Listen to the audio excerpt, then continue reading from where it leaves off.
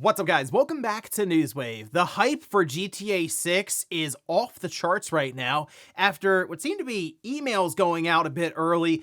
It looks like leaking even some of the pre-order timing for this game, which means now we are absolutely on watch for Trailer 3. We're going to go over all of that here today. Also, we are going to be talking about some controllers that have leaked online a bit early, and this sort of shows us the direction for Microsoft going into next generation, and Forza Horizon 6 coming up here pretty soon. Early access launching, and reviews went live. It looks like we may have another Game of the Year contender on our hands, but do we really? Because that is still a question that goes around about racing games, but we'll go over all of that and more. Guys, if you enjoy these videos, make sure you hit that like button. Helps out a ton. And if you're new here to the Spawn Wave channel, make sure you subscribe down below. Guys, we're every weekday morning, 8 a.m. Eastern time, keeping you up to date in the world of gaming news. And if you just want to make sure you're reminded, you can hit the little bell down below next to that subscribe button. And we're going to start today with Kadakowa from Software and the Duskbloods, as that's apparently still coming out this year, even though we're coming up towards the second half of May. And we don't really know much else about this game at all outside of the initial reveal trailer that we had. Well, we do have some earnings coming out of Kadakowa, like many companies we're seeing right now with earnings season. And there's actually a slide we can see.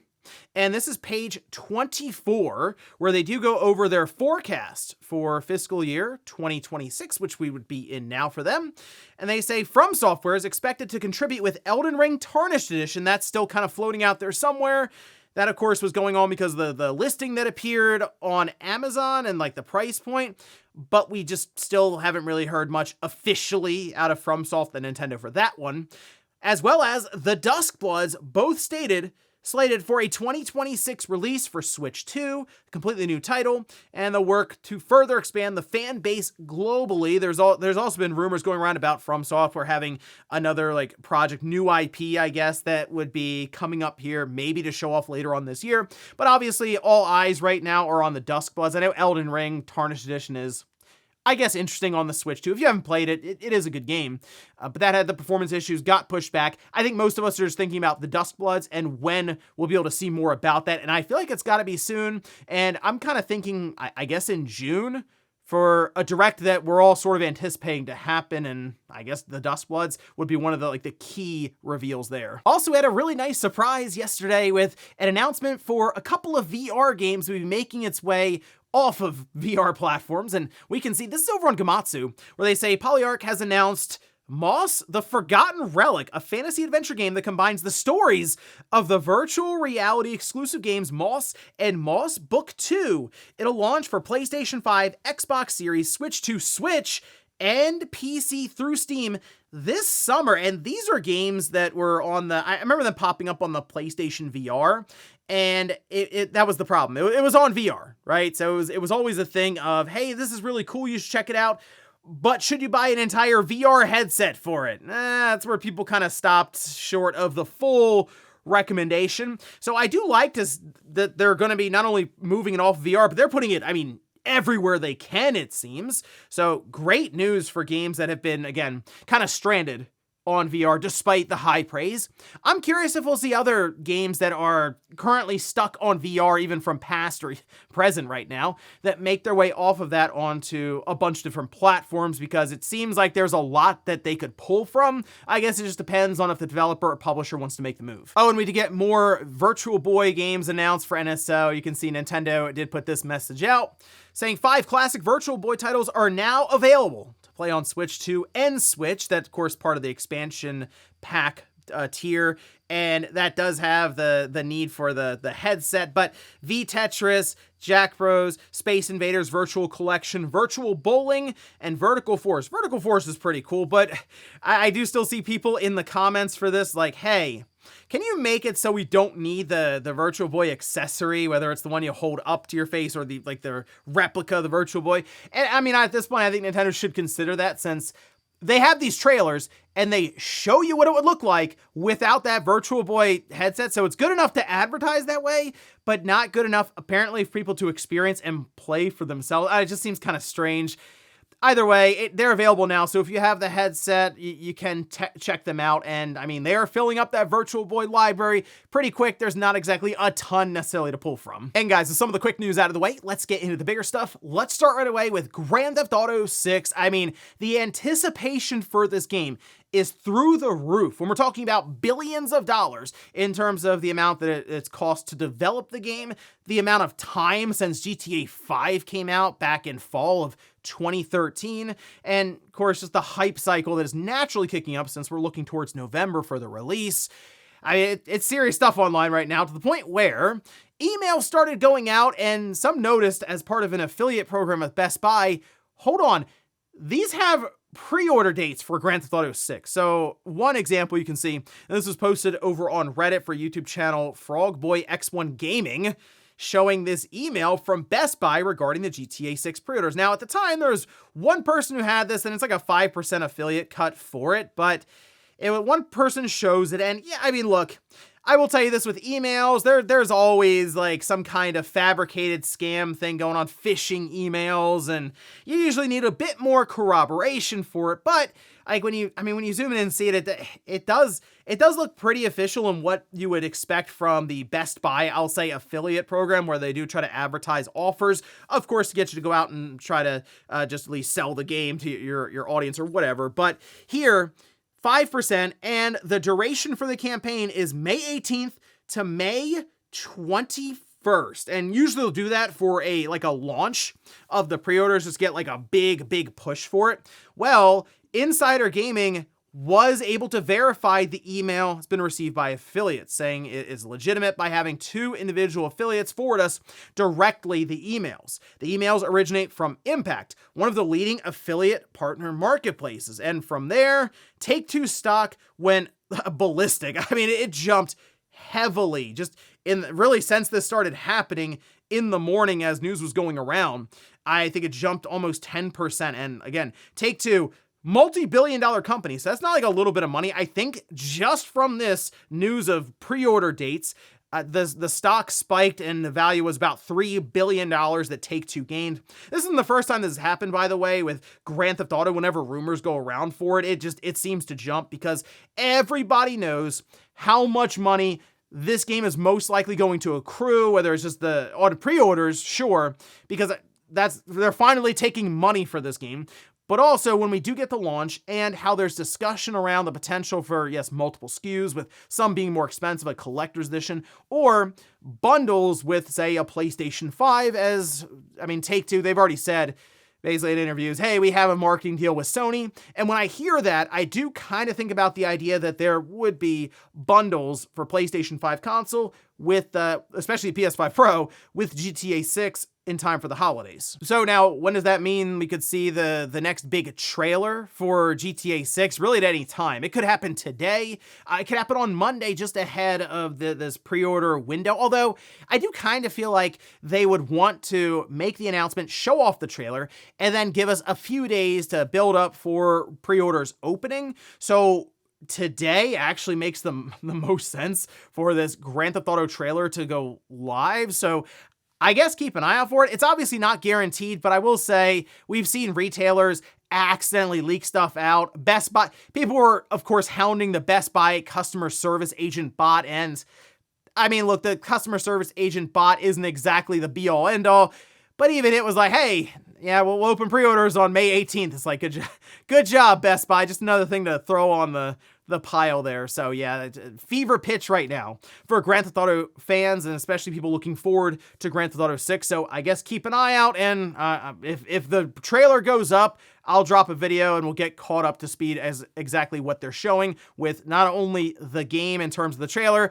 but if we're taking pre-orders, we're probably talking about the price point as well then. Next up, let's talk about the Famitsu sales charts. They took a week off for Golden Week there in Japan, and so these would be 2 weeks kind of just mashed together, so the numbers will look a bit like larger than usual. So we can see this is over on Stallbase Forum, and we can see at the top, Tomodachi Life, Living the Dream, 299,619. Again, 2 weeks mashed together, but this does place Tomodachi Life in Japan physically over 1 million copies.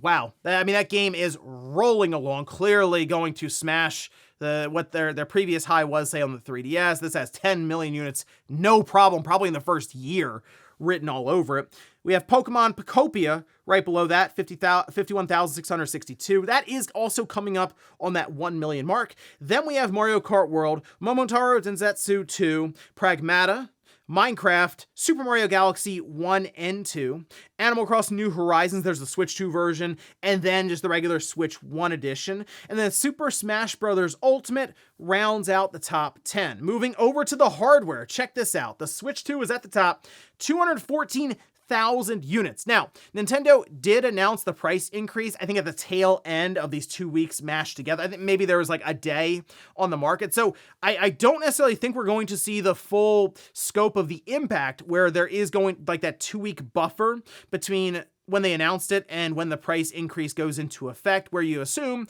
people are going to go out like crazy buying whatever stock is left of the Switch 2. So we'll see that reflected on fully, I'll say, on next week's hardware sales. Now I'll be curious just to see, I guess, what that number ends up being. And then right below that, we have the Switch 1, 40,849. So the Switch 1 still rolling along. The PS5 below that, 23,760. And then the Xbox Series at 513. But as expected, the Switch 2 still selling very well in Japan, crossing over that 5.3 million lifetime mark. But I am going to be interested to see if sales do slow a bit because of the price increase, specifically on the Japan-only price increase. That is quite substantial, it then being, at that time, more expensive than the PlayStation 5. So we'll have to keep an eye on that. But for now, at least with Golden Week and everything, the Switch 2 was flying off store shelves. Next up, let's talk about some Xbox controllers that appear to have leaked out early through a Brazilian regulator where they are checking out the controllers. We've gone over this before, where they need certain certifications, especially for wireless signals. So we get pictures of the device. This has happened with even like the Switch went through this, the Switch Lite. But in this case, we have 2 different controllers to check out with actually some pretty interesting features, and I think just shows where Microsoft is heading for this next generation. So we could see, now we have this over on The Verge. They had this both covered, but these are coming from Technoblog, where they had the images, and then The Verge also added some additional context based on some of their sourcing. But we'll start with the cloud controller. Yeah, seems like Microsoft is going to have specifically a controller set up to just use on the cloud without necessarily needing a system with it. And so this controller that looks kind of interesting. I mean, it looks like a rectangle. They put a couple of small little handles on, almost it kind of reminds me of an 8-bit DOE controller, like the SN30, I guess, but certainly looks similar to, say, a Super Nintendo controller. I'm not sure how comfortable that'll be. I'm used to the much larger, like, protruded handles for the Xbox Series controller. Still, though, we do have some of the features here. 2.4 gigahertz and 5 gigahertz Wi-Fi connectivity. That would connect directly to the cloud, so you wouldn't necessarily have to connect it to a console or your TV. And this was something that I thought was really cool about Google Stadia, is that they had a controller that did the same thing, and it would even allow you to go between different devices on the fly, because it wasn't actually connected to any of the devices. It was connected directly to the cloud, and that should also work with latency issues and those sorts of things. It does have Bluetooth 5.3, however, built in, so I would assume you can use this if you want on a local device. There's a USB-C port, a 500 milliamp hour battery. That, to me, seems kind of small. I'm curious at what kind of rumble they have in this, if any at all, or if it's just like haptic feedback, because the controller's kind of small there. And I mean, typically rumble motors now, especially the older ones that Xbox still uses, those are pretty big battery drains. So maybe that's how they're getting around it. They do show a white and black variation of the controller. The other one that we had leaked out was the Xbox Elite Series 3 controller. Check this out. Has scroll wheel buttons on the bottom. Otherwise, I mean, it still looks similar to an Xbox Elite controller, and maybe a little different here, I guess. Again, these are controllers that are sent to regulators, so they might not necessarily have all the finishing touches on them necessarily set up for marketing and eventually releasing to the consumer, as they just need to test the wireless signals. But they also have a removable battery, and it's about 20% smaller. I do like the idea of having at least the removable battery. It's not completely sealed into the controller. There's a pair button to switch between local and, you guessed it, cloud connection. So this is one that will also be able to connect completely to the internet and bypass any local devices. And I have to imagine these will both be at the June Xbox showcase. I mean, we're about a month away. These are controllers that I assume would also still work with the Xbox Series system now, and then would work with their Xbox, their Helix device. But the thing with this is it does introduce the idea that, yeah, you just need to buy the controller and have a subscription with Xbox or Microsoft, but you'd be able to play your games through the cloud just with this controller, and that is something I'm sure Microsoft has in mind to more or less attack like the bottom of the market with. It's like, yeah, these devices are expensive,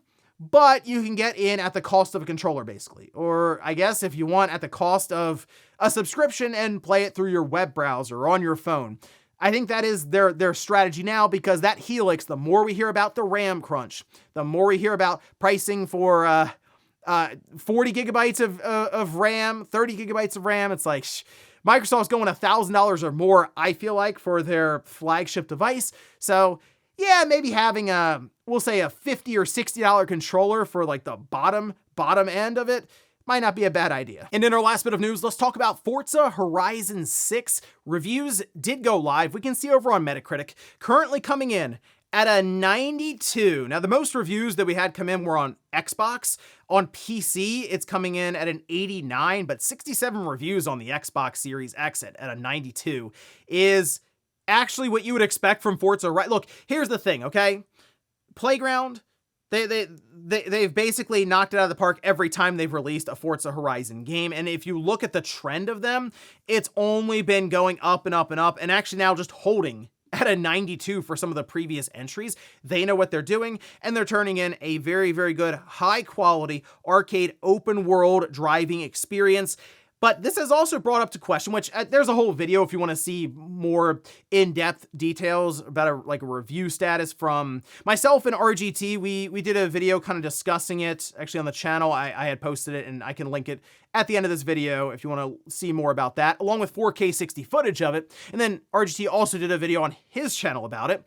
But what I've really gathered from this is it's just a really good racing game, but people are still kind of unsure about the idea of Forza Horizon, a racing game, being nominated for Game of the Year. We went through this whole thing again, remember, with Forza Horizon 5. Here we are again with this same conversation already popping up online around Forza Horizon 6. Yes, it's reviewed well. Playground, they tend to turn in highly reviewed games when they release Forza Horizon. But should it be on the same tier as your typical action-adventure story narrative-driven game?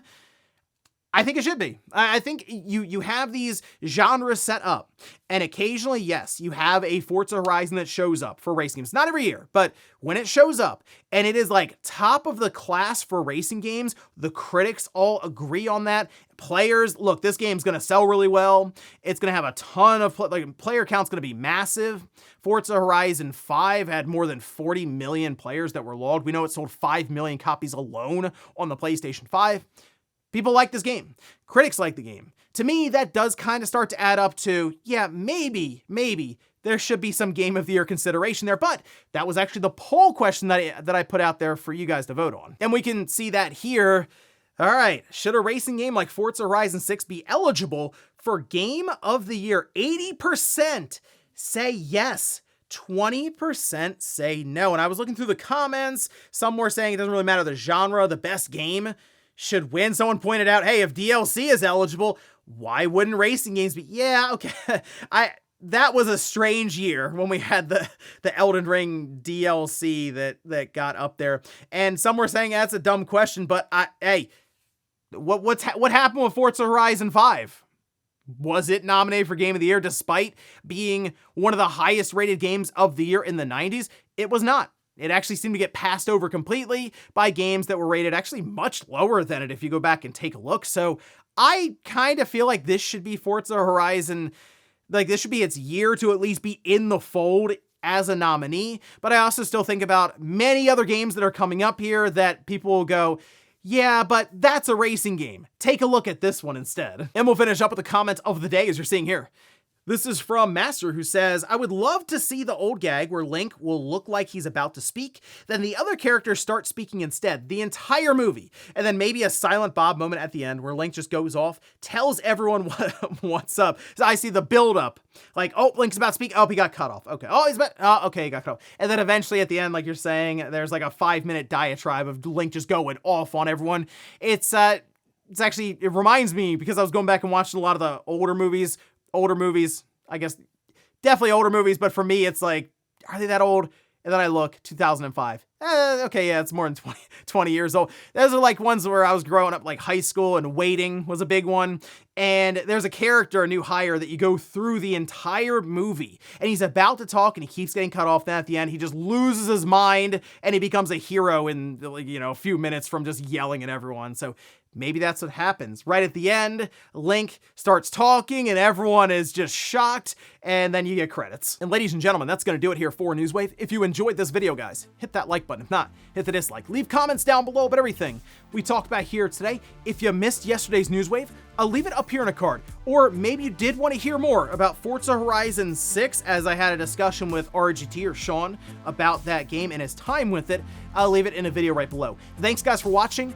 Have a great weekend. I'll see you back here Monday morning, 8 a.m. Eastern Time for Newswave.